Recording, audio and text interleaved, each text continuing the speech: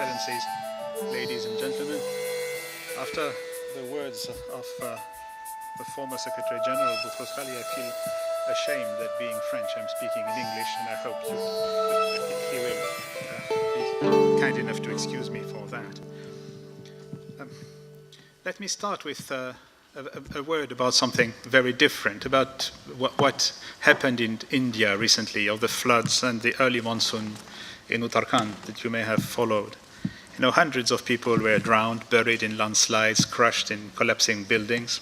Thousands of people are still blocked by the floods in remote areas, hungry, sick, in desperate need of support.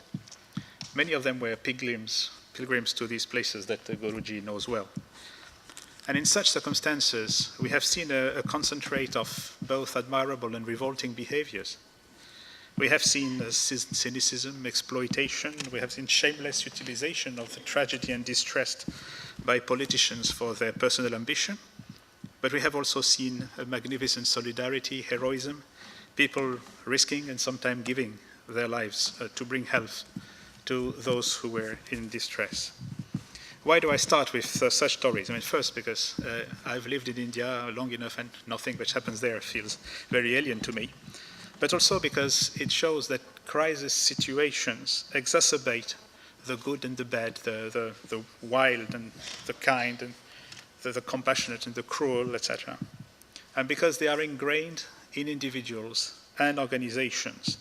And it is our duty and it is the purpose of this organization to ascertain that ethical practices become so deeply ingrained in our own behaviors and organizations that they can resist crisis situations. And crisis reveals a lot. It's not always pretty to see. And this requires, indeed, appropriate education, incentives, communication, as was saying Mr. Boutros Ghali. It also requires regulations. People learn. Sometimes they also need their teacher to give them rules.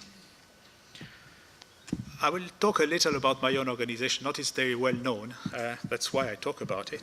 But it's also built completely on these concepts of ethical business. UNITAID is a strange UN organization because most of its financing comes from outside the budgets of countries, and it comes from global solidarity, and especially taxes levied on airplane tickets. I suppose that if you have transited through Paris or probably not Santiago, but anyway, you may have had to pay a tax to UNITAID, and I thank you dearly.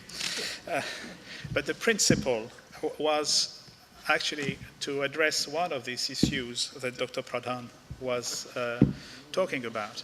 How is it possible in a more globalized world to make sure that those who have the most to gain of globalization, those who work with international trade, with international finance, with international communications, how can these people contribute to global solidarity when we know that they are the ones who are best able to evade tax and evade this solidarity?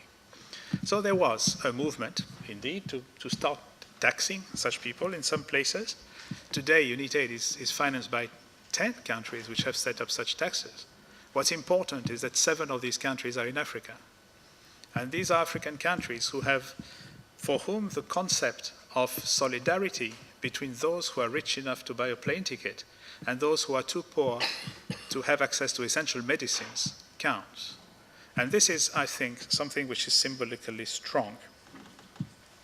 The model of work of UNITAID, which is to try to get people to access medicines at the cheapest possible price with the highest quality, is one which is how to support competition. You don't decree lower prices. You don't rely on corporate social responsibility for eventual donations. This is not how a business model changes. But you create an environment of incentives, of competition, of support to the concept of larger markets with smaller margins, etc., which has a lot of results. When we speak of prices going down 80%, we have seen that for the drugs for HIV, for the drugs for malaria, and this is a reality. But what we see is that it is not something which has only profited manufacturers of generics.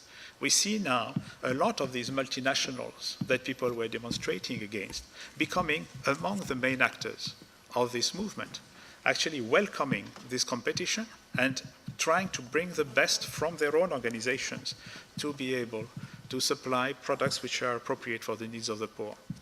So the mechanisms of incentives, the mechanisms of improving the way the markets work can bring this type of results.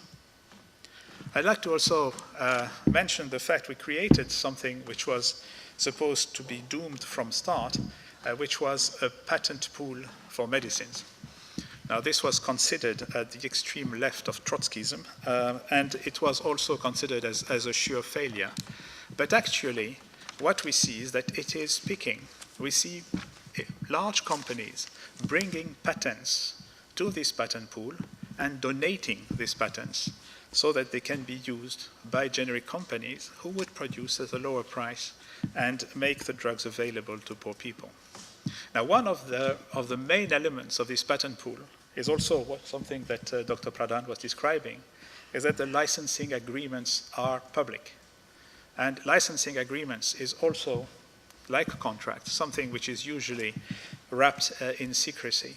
Here, they are public, they are on their websites, they're completely available, and actually they become models for negotiation of licenses between generic companies and multinational companies. I'd like to end with this issue to think about patents, knowledge. Patents, they reward discovery, they reward brain power and novelty with what is the most awful reward possible, which is monopoly and capacity to exploit. And I think it's important to go back to why patents were created. And it may be something new to some of you. Patents were created in the 15th century by the Venetians. At that time, it was not giving any monopoly, but it was protecting the inventor, not against competition, but against being burnt at the stake. Because if you were inventing something and not sharing with everybody, that means you were a sorcerer and you were working with the devil. So by communicating and sharing your novelty, then you were protected and you became a normal citizen. And I think we should try to think of mechanisms that would reward innovation in a way that would not exploit and that would not be detrimental to poor people, but that would still reward and protect the inventors. Thank you.